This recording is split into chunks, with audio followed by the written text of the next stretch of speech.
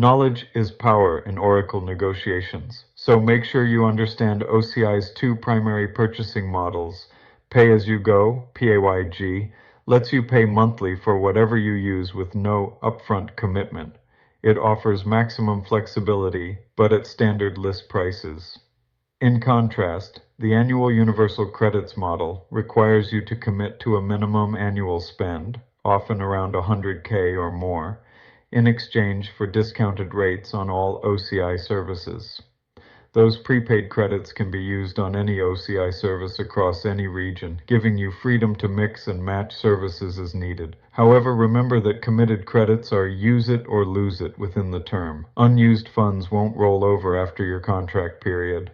Weigh the options. If your cloud usage is predictable and substantial, the discounted annual commit model can save money. If your needs are uncertain or small to start, you might stick with PAYG or a smaller commitment to stay flexible. CTA, grasp these models before negotiating. When you clearly know Oracle's pricing structures, you can choose the model that best fits your strategy and push for the most favorable terms within it.